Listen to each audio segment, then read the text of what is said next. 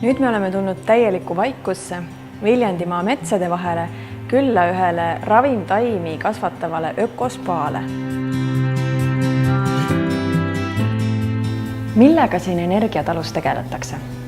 Energiatalu on selline koht, kus saab ennast energiaga hästi laadida ja tegeleme siin ravimtaimede kasvatusega, siis me näitame, kuidas ravimtaimi ja kuidas saunakultuuri on ja kuidas me neid saunas tarvitame.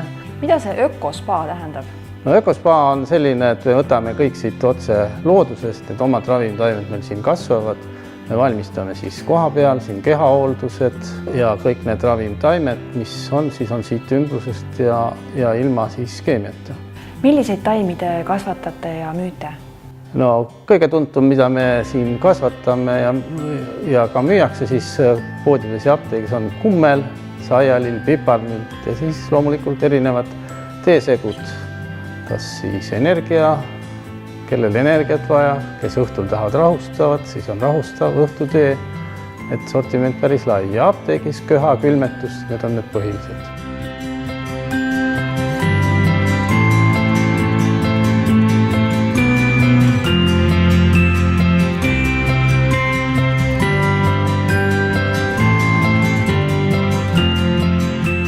Teeme siis kehahoolduse, kus meil on siis soola ja lisame siis siin ravimtaimi juurde puhmisse ja lisaks on siin veel tehtud siis ka natukene turvast, kellel on põletik või kuskilt on kael haige, et siis võime ka kohati määrida sellega.